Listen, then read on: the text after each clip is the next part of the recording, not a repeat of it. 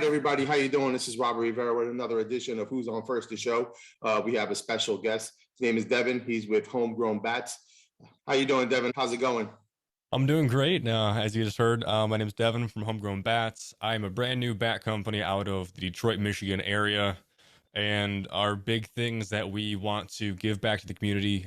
And we care about the community as much as we care about making great bats. The new thing for you is that you want to give back to your community, and you're giving back in a special way. I believe we talked before, and it was every bat that's bought. Was it every bat that's bought that you have a donation for some organization? So it's actually every purchase. So I have other things on the website besides just bats. I have some, sweatshirts, hats, those kind of things on the website as well. It's every single product. So the bat's the big one, of course, being a bat company where you have a bat kind of like this. This is called the Homegrown Cares line of bat.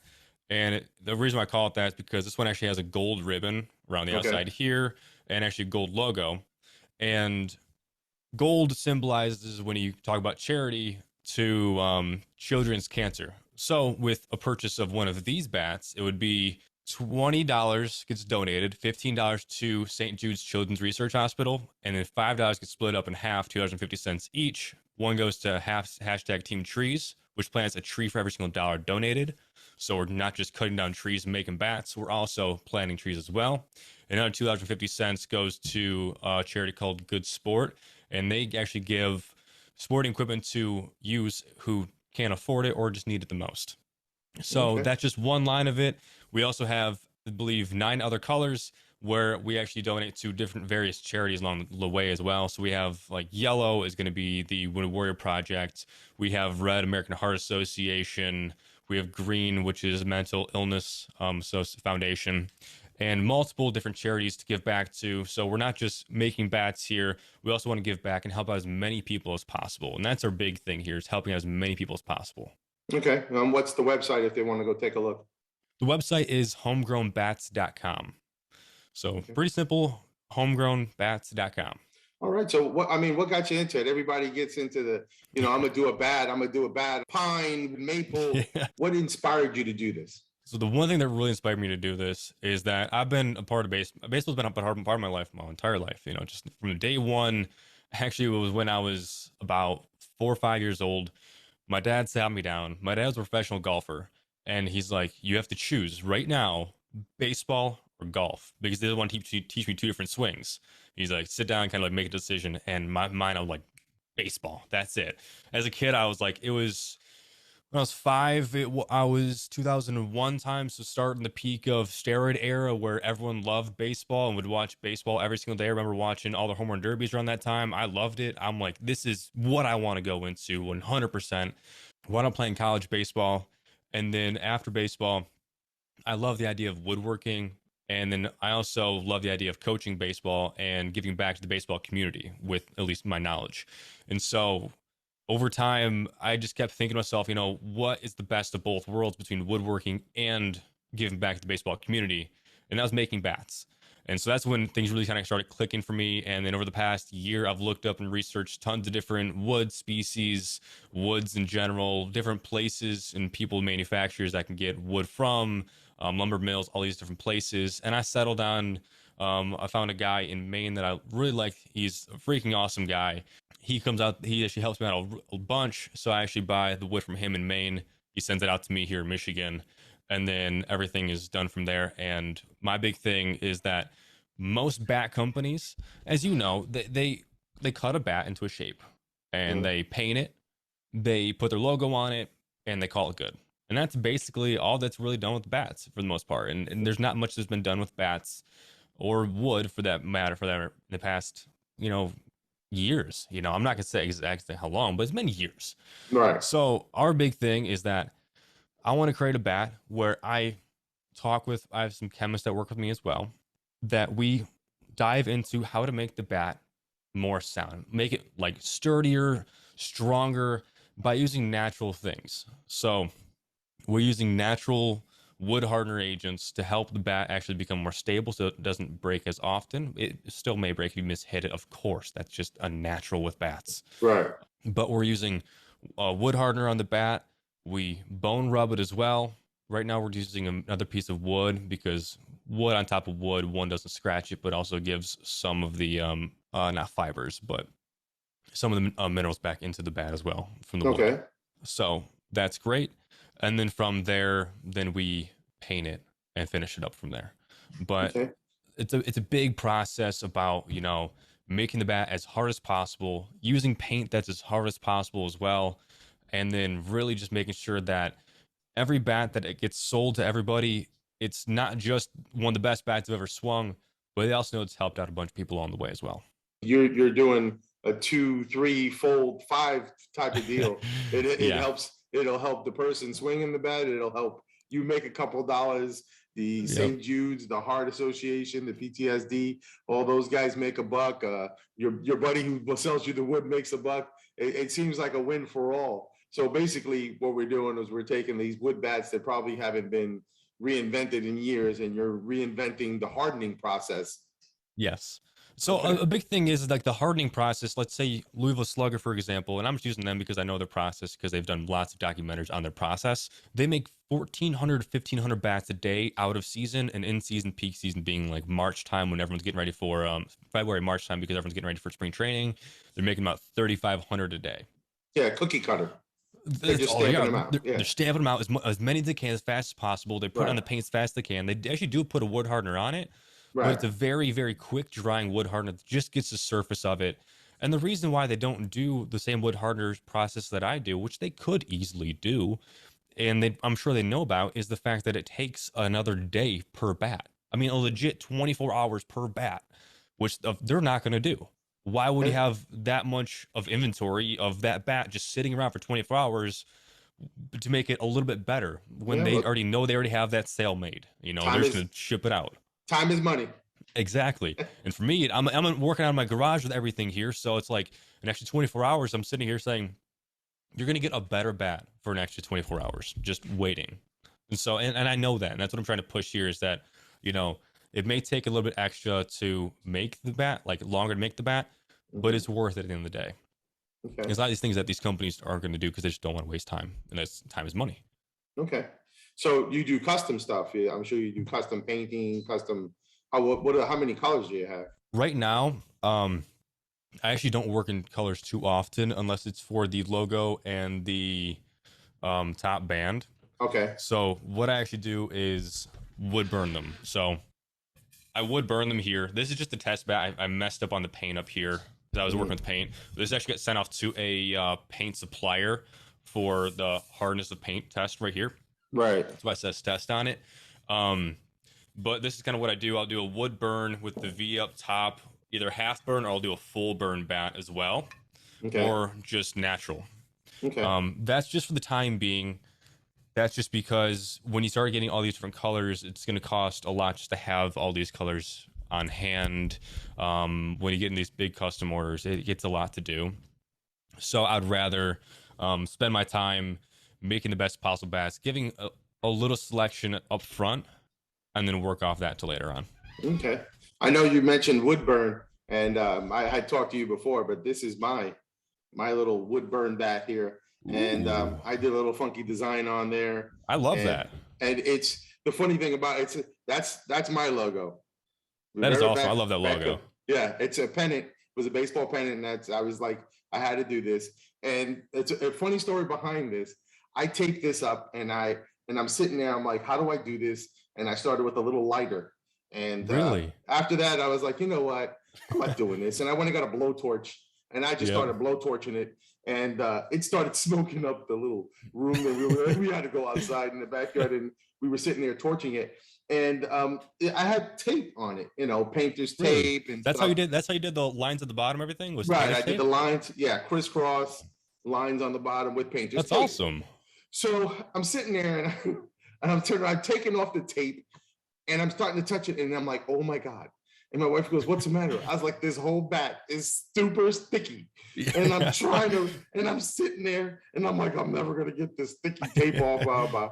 And I took me a while, but I got it all off. And I'm glad I did because it turned out to be one of my favorite bats. And when I show love it, it. I show it to my buddies, they're like, dude, I want that bat. And I'm like, no, Yeah. no, it Doesn't work like that. No. And I even made a little funny, let me see.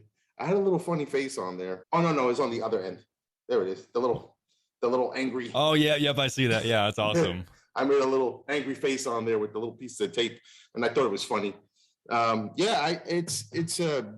Torching it was, for me, was always one of those things that helped harden it. Mm-hmm. We used to torch it, and then we would sand it down and get it back to the original color, because we didn't want to show anybody it's all torched and messed up and stuff.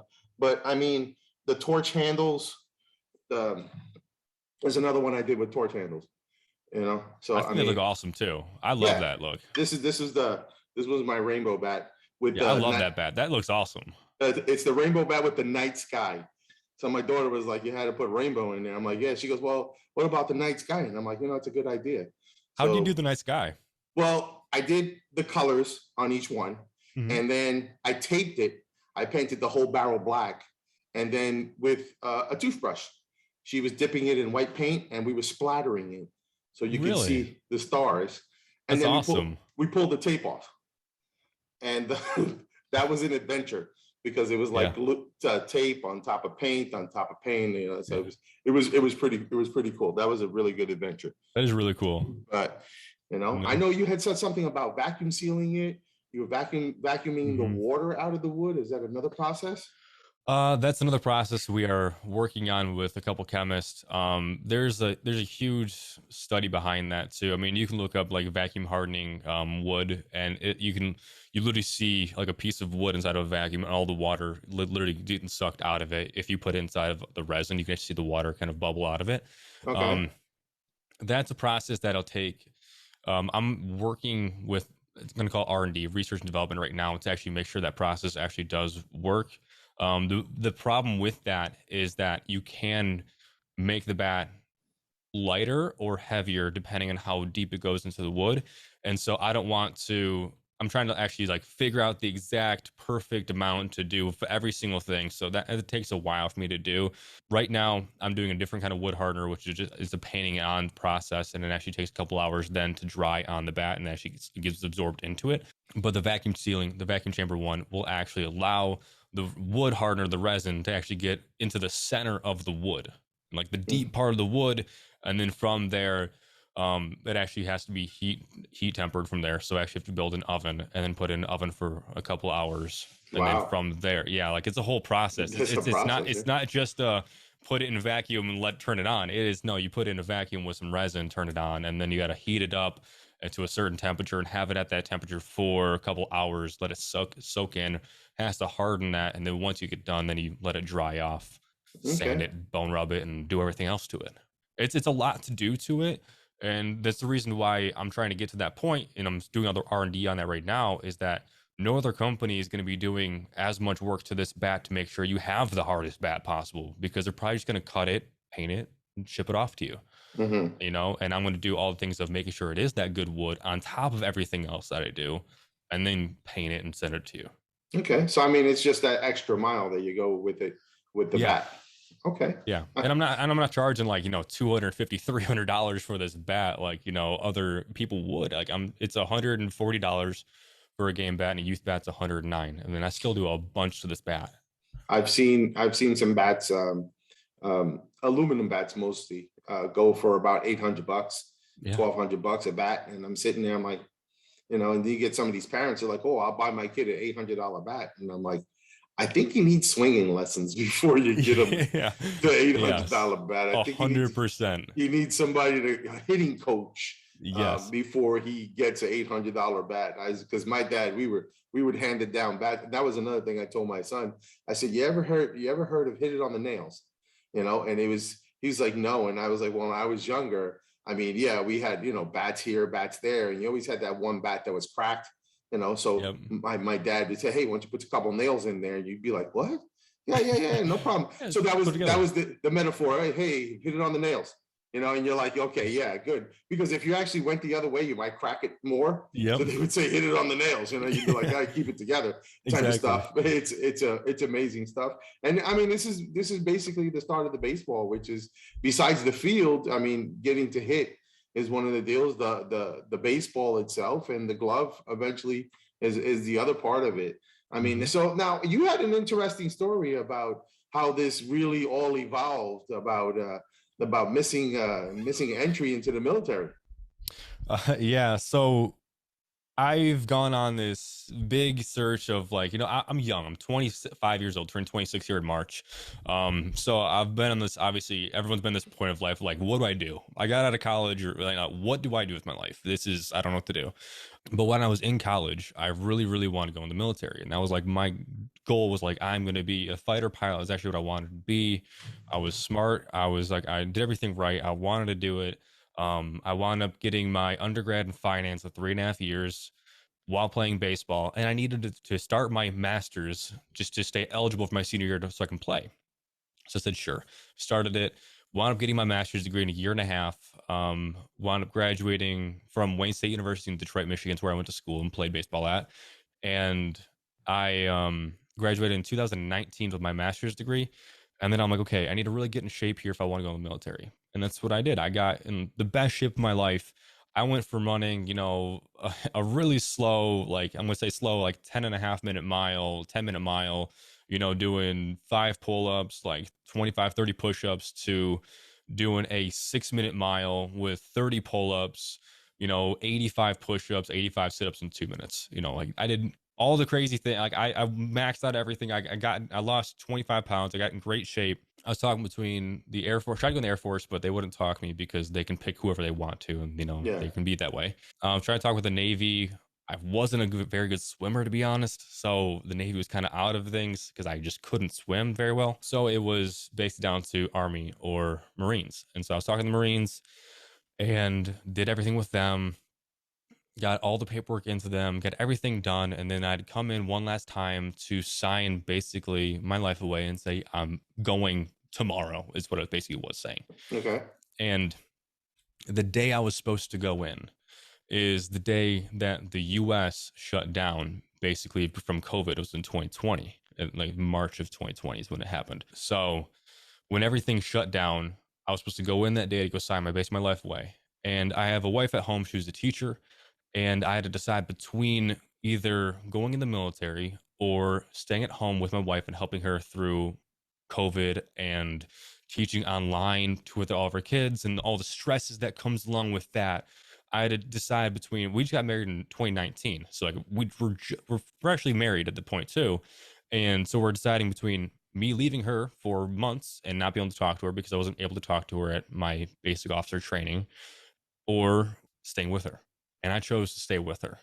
And I always choose it every single time because, I love her dearly. And this is something like, I have the choice. I can always try to go in the military later on and do a reserve type thing. And I can do that. I still want to do that, but that's later in the line, later down the line. Right. But I chose to stay with her.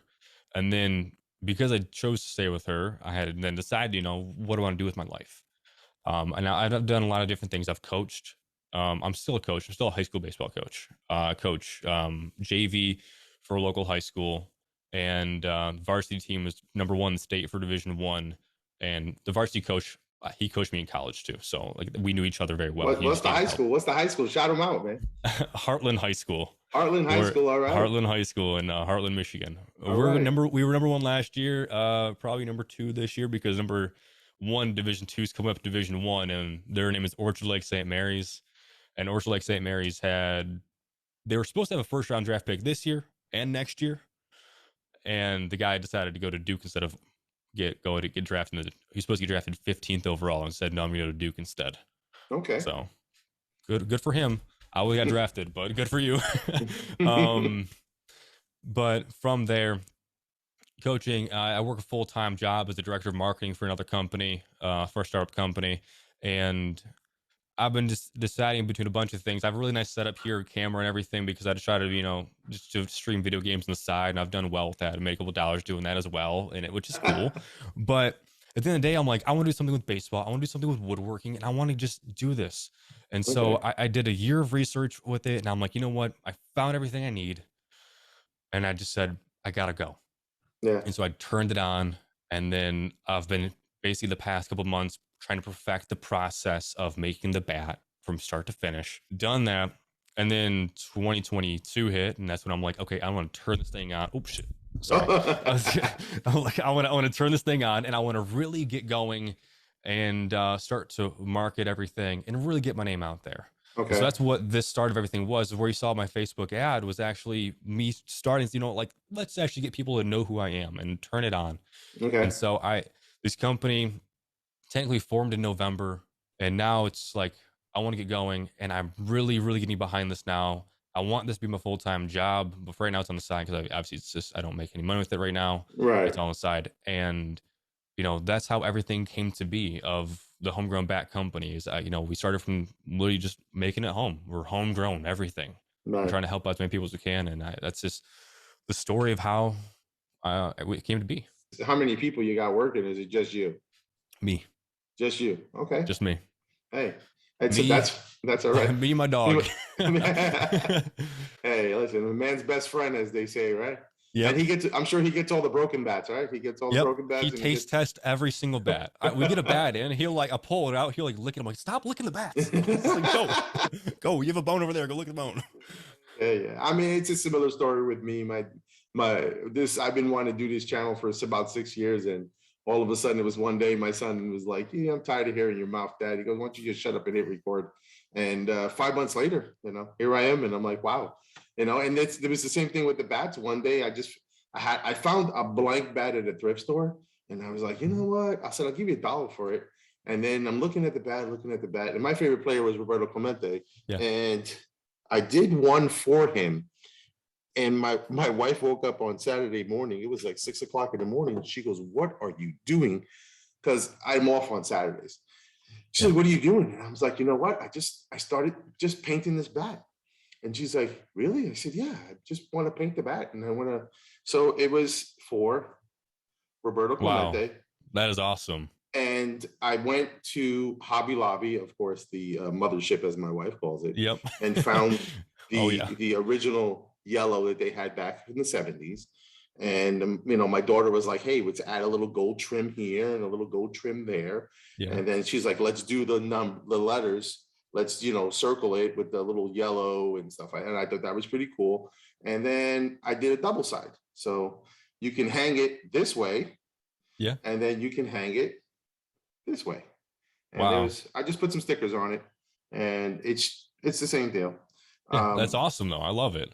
Yeah, and it was just like, and then all of a sudden from there, I was just like, you know what, I'm gonna order a couple bats, could order a couple blanks, and and I started doing it also, and now I'm actually contemplating designing some baseballs and just painting Really? baseballs. I have some painted baseballs here in my rack here. Yeah. And they're not painted. They were stuff that we found, but that's my baseball collection. And I was like, I have baseballs from all over the place. They actually, some of them assigned to Doc Gooden and Tommy Lasorda, Kevin Mitchell. I got Goose Gossage, Rolly Fingers, Pete Rose, and Mariano Rivera. Must you get those from the Hall of Fame? We were at the Hall of Fame in 2019. Oh, that's awesome. That was awesome. And my brother always makes me laugh because he said the best part of going on that trip was watching me, a 50-year-old guy, running up and down Main Street in Cooperstown like a 14-year-old girl that just got a brand new iPhone. And I'm going, "Hey, that's Rolly Fingers. Hey, that's Steve Sachs. Hey." And I'm running, "Can I get an autograph? Can I get an autograph?" And he goes, it was hilarious. He goes, "I ain't never seen a big guy move so fast." He goes, "You were flying." And it was just like, I was like, wow, it was really, really, it was awesome. And it's like, for me, I tell my kids those baseballs are not for sale. It's not a money thing for me. It's a baseball with a story, Yeah. and the story is, especially the Pete Rose one. He's always been one of my favorite players. He's a Charlie Hustle. He's a, grit type of guy. And we went, and I got his autograph, and I said, "Can I get a picture?" And the security guy is like, "No, he's giving autographs, no pictures." And I'm like looking at him, I'm like, "Come on, man." I'm like, "I can't get a picture." And Pete goes, "Give me the ball." He goes, "Listen, don't be mad. I'll write something on there for you." He goes, "What do you want me to write?" I said, "What's there to write? You the hit king, 4256. Yeah. And he goes, "Oh, you know the number." I said, "Who doesn't know the number? Let's go." Yeah. So he turns around, he goes, "All right." He writes underneath, "Hit king 4256. And I'm like, Wow. "Oh my God." He wrote it, and I'm sitting there and I'm looking. And I'm just telling my son, I'm like, it's just not enough. I need a picture. And I'm Yeah. standing there and staring at him, standing there and staring at him. And I look, I said, Pete, come on, picture, please. And he tells the security guy, he's looking around, he goes, hey, hey, come on, come on. And I was like, what? I was like, oh, he Okay. goes, come here. And I was just like, oh, and he goes, give me the ball. And he was holding on to the ball, and I'm standing there, I'm sitting there, I was like, yeah, Pete, you know. And then I tell my son, I said, Pete, this is my son. And he's like, hey, look, good looking boy. And I'm like, but I said, Mitchell, this is Pete Rose. And he goes, I know. And Um, I'm like, and he goes, he yeah. doesn't. I said, no, no, no. I said, hold on. I said, Pop, this is Pete Rose. And he just looked at me. He's like, yeah, Dad, you said that. And I was like, oh. I said, this is Charlie Hustle. And he goes, oh. He goes, you almost killed the catcher in the All-Star game. And I was like, I Yeah. told you he knows There me. you go. That's I told you he knows me. So I mean, that's where all that came about. Have you had any major leaguers interested or get anybody to be contacted or anything? So I haven't contacted any major leaguers, and that's just because the fact that to get into the MLB for the bats, you need a $10 million liability insurance on top of paying $10,000 a year to the MLB to actually get your bat into the major leagues. And Wow. so I'm nowhere near to that, and I Okay. don't, I would need them to pay for it to be able to use it in the league. Like I'm like, they're not going to do that. So They're not going to do that. But no. let me So ask you a question. Anybody who's gotten the bat, have you had some orders that people are like, wow, this is, an amazing bat, or I'm just yeah, happy I did something good. Yeah, I've had a couple people order it and they love the bat. I have Heartland High School, my high school I work for. They ordered it as a thank you at the beginning, and then they started using it. And they're like, the guys were starting to use it and swing it. They're like, these are awesome. Like I had a couple guys at team say like, I want my own like now, and so they put Right. in orders. Wayne State, the school I played at, they put in an order for a couple of bats as well because they love the bats. I brought a couple of them just to try out. I'm like, just try them out. Use and abuse them. If they're bad, let me know. I want to fix them for you guys. I want to make sure like everything's right. I know you guys know baseball inside and out. You swing every day. Right. So they started using them and they're like, we love these bats. We want them like here now. And then I have a couple other orders on the side, and I'm working with a couple other athletes here. I can't say much about, but I'm working with some other athletes here actually in the softball world as well. So I'm actually working on making softball bats here too.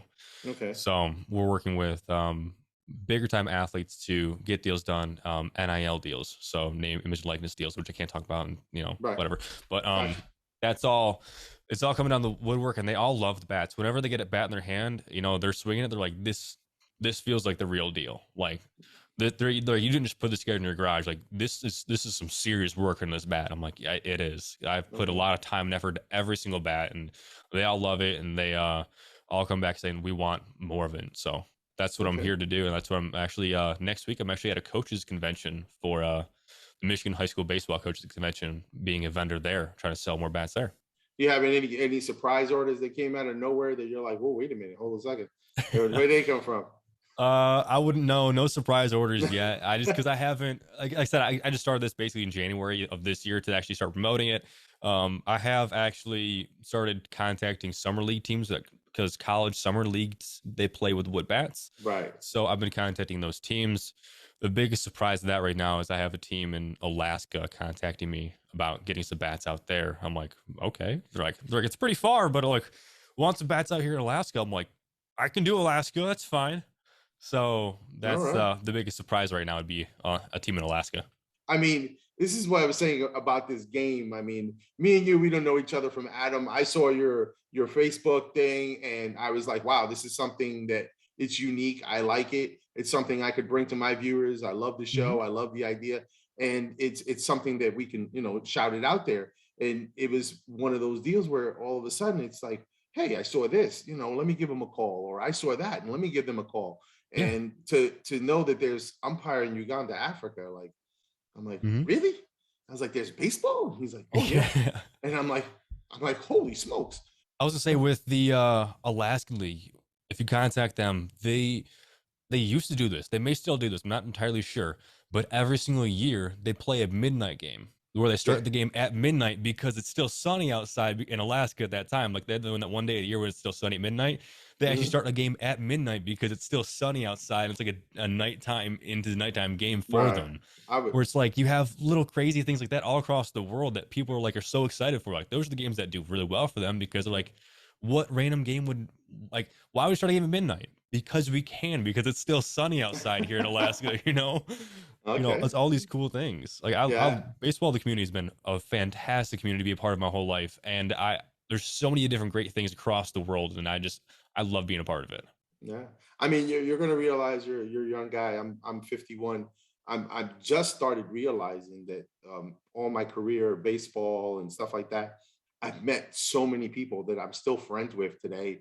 I went to guys at umpire school in 2003. I played pony ball with guys in New York, and it's just like I played softball with guys out on Long Island. I've umpired in New York, Pennsylvania, and it's just like you're still friends with them years later. They'll call you 6 months. Hey, Rob, what's going on? I saw your show. Wow, I didn't know you were doing this. And it was just like, if anybody can do it, it would be you. As my son would say, Dad, you got a face for radio, you know? Back to the baseball bat. So, I mean, where do you see your company in another 10 years? Well, I hope that by that time I'm doing it full time, and hopefully by the 10-year mark I'm in the MLB. I hope to be to a point where I'm doing that. So right now, a lot of my what I'm working for, like, toward, is getting it in the hands of like these 14, 15, 16-year olds when they're starting out of high school, the first time using a wood bat, these kind of guys, because those are the guys that when they go to the big leagues, when they're 20, 21, 22, 25, whatever it may be, they remember using my bat from 10 years ago, and they're like, oh, like I loved using this bat, I used it for years, Hmm. I still want to use it at that point. Like, it's hard to go to a big leaguer now who's been using Marucci, Victus, Louisville Slugger for years and saying, hey, try out this brand new bat that you've never heard of before, that you think is going to be better, but you have no idea if it's going to be better or not. They're not going to try it. Hmm. But the kid who's just starting off with a wood bat, 14-year-old, 15-year-old, that says, you know what, these bats, I like the way they look, or like I like something about him. He tries them out one time, likes them a lot. It's a lot easier to have them move forward with this. So that's my big goal right now, is starting off with, the younger generation, saying, your first bat, use this. So work forward with it as well. For your first Well, bat, don't buy a really nice bat for your first bat.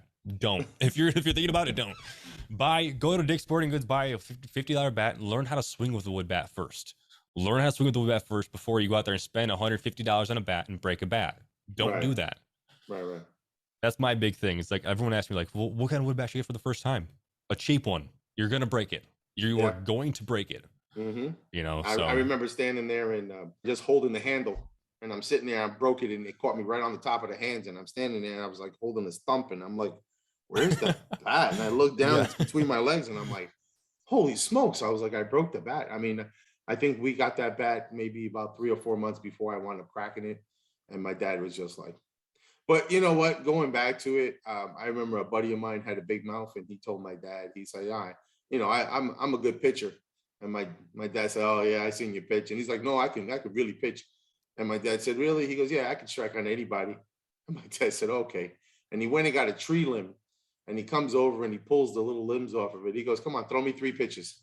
And he put all 3 pitches in left center field with a tree limb. So I'm sitting there, and he at the end of it, he looked at my dad. He looked at my dad, and he goes, "You hit my best 3 pitches." He goes, "Huh." He goes, "And I didn't even have a bat."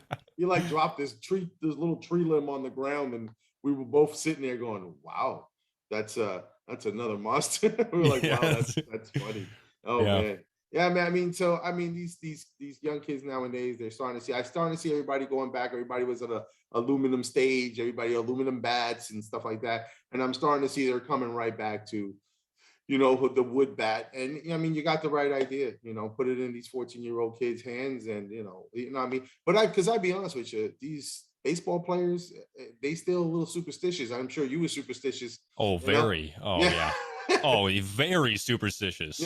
you know, when my pitchers were pitching a good game, I'd sit right next to them the first 2 or 3 innings, and then after Mhm. that, I would slowly, gradually start walking away from him, and I tell everybody, don't talk to him, leave him alone. And by the end of the game, if he was continuing to pitch good, I was all the way in the corner on the floor in the other dugout, and I was just like, shut up, leave him alone, don't talk to him. Yeah. Just give him a high five as you're walking by, shut up. And it started, hey, listen to me. let's do it like this, let's do it like that. And then after a while, about the second, third, fourth inning, hey, what do you think? What do you got? What do you think? I got this and this and this. Okay. And then I would, walk away and be like, okay, this guy, we're going to throw this pitch. This guy, we're going to throw that pitch. Yep. We're going to, and I would get them pumped up. And it was always one of my superstitions. Don't touch the glove. Don't touch my glove. Don't touch my mask. I would be upset. I didn't like anybody using my catcher's mitt. Even to warm up. But and that's probably what you're going to wind up getting. You're going to get a 14-year-old that's like, For me, it was like I had to put on. My freshman year broke my shin in college while playing ball, and I actually played the whole year with broken shin. I didn't realize it was broken. I knew something was wrong with it, but I didn't realize it was actually broken until after the season. But I had a shin guard on. I had an elbow guard because I got hit with an elbow when I was younger, and it really, hurt. And I was like, okay, mentally, I have to have it now. So I was the guy that had the shin guard, elbow guard, batting gloves, helmet, and I had to put it on in a certain order, every strap in a certain order on. I had to stand at the top of the stairs in a certain way, do on-deck routine in a certain way, walk up the plate in a certain way, do all these crazy things. And, that's just every single time. It was so superstitious about doing all these different things in order. If it was out of order, I was like, oh, something's wrong. Something's wrong. I don't know what it is, but something's wrong. Even though nothing else changed, just the way I put my right batting glove on instead of my left batting glove on first, something like that. Yeah. When I played softball, we had this one bat, and it was just a big metal yellow bat. And one of the guys was like, what's up with the banana bat? I said, it's not a banana bat. Stop it. So we're sitting there. And one day I go up to bat, and I think bases were loaded, and I hit a double and cleared the bases. Well, then next thing you know, the next guy behind me, he used the bat, and we wound up mercying the team. So we were like, wow, this is great. Well, the next game, I think we scored like 7 runs the first inning, and we just went on a tangent with this stupid yellow bat. Yeah. And you know what? Nobody would bat without, we called it the bus, because it brings everybody home. Yep. Like those things like that, it happens all the time. Like for us, for me in college, it was using a bat. We had to swing Easton my freshman and sophomore year. So I had an Easton bat that, it was no one else's bat. Everyone got 10. It was all team bats, but everyone knew whose bat was whose. You know what I mean? Right. So like we'd all have our bats, and it was like no one else touched my bat. No one else touches the other teammate's bat. Like it was their bat kind of thing. And it did well for you. And you were never in the thought process of like, if you're in a slump, you weren't even using another bat. It didn't matter. Like that was the first thing. I was never touching another bat the rest of the season. I wound up actually batting over 330 my freshman year. Wow. I played 33 games, bat over 330. So did well. But like in my mind, I was like, if I did win a slump, it was like, I got to change everything else besides this bat. This bat is never changing ever. Wow. That's what happens when you're superstitious. All right. I mean, so you say you're doing softball bats also. Anybody come at you with some special orders or anything? Any different funky designs or something?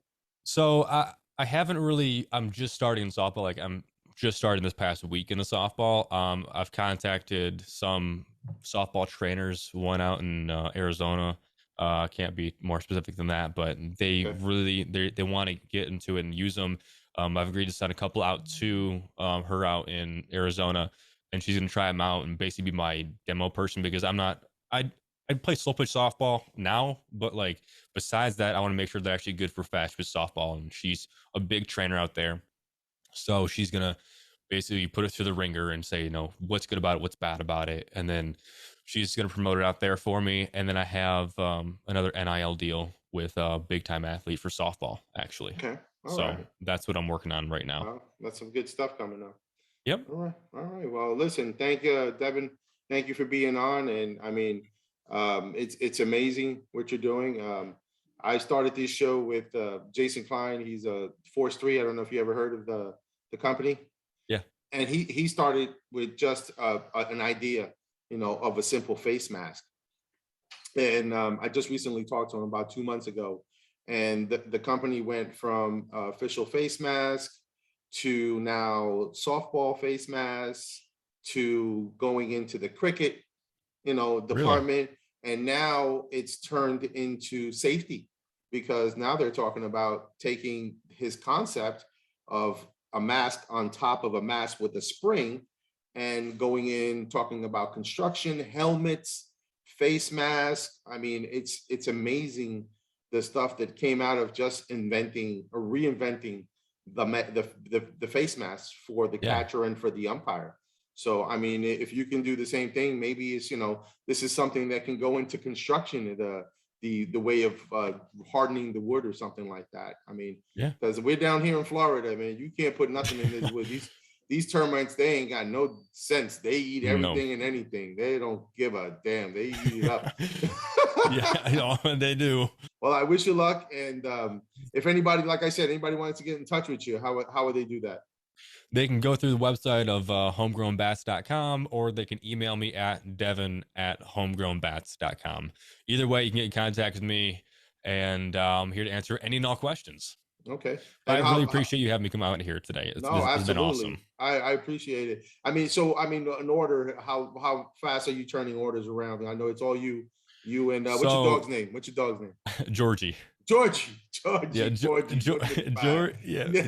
is 9 months old now. Yeah, Oh, so boy. he's a puppy. Right now for an order, it takes about 2.5 week turnaround time, because I don't keep any of the wood here with me, because I just can't have the inventory with me, because it just Right. costs so much to have it here. Right. So it takes about 2 weeks to get the wood in, if we get it cut, processed, treated, everything done by hand, and then sent out to you. It'll be in your hands about the 3rd week. Okay. All right. All right. That sounds good. So guys, listen, if you're interested in a bat and this is your first wood bat, go to Dick's Sporting Goods and buy yourself a crappy bat for about $50. All right. But I mean, if you're a 14, 15-year-old kid and you're looking for a decent wood bat, it's something that's not going to be a killer for you price range wise, and and mom and dad can flip the bill. And that's my Exactly. son. Mom and dad flip the bill, you flip the bill. Exactly. So, it's a good, Devin is a good way to go. There's a lot of other bat companies that are doing big deals, but it's the first one I've seen that actually gives back to the community, to the St. Jude's, to the the military, The Wounded Warrior Project. Wounded Warrior Projects. Yep. American Heart Association. We do mental illness. We do leukemia, breast cancer research, prostate cancer research. Wow. Hashtag Team Trees, which is planting trees. Good Sport, which gives back to kids who can't afford equipment, and a couple other charities as well. We got to give some back some of those dads. It's not that I'm broke, but my kids on the travel baseball team. Oh yeah, exactly. we got to start donating to the dads who support the travel baseball. Yeah. All right. Well, listen, guys. As I always say, I thank you, Devin, for being on. Thank you. As I always say, remember, guys, don't give up. Always keep swinging, because every strike is going to get you to that next home run, hopefully from a homegrown bat.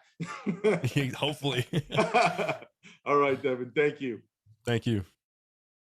If you like the show, please do me a favor. Subscribe. Right. You see it? It's right there. Subscribe, share, like, and don't forget, put that bell on. It'll ding you when I put something else on, all right?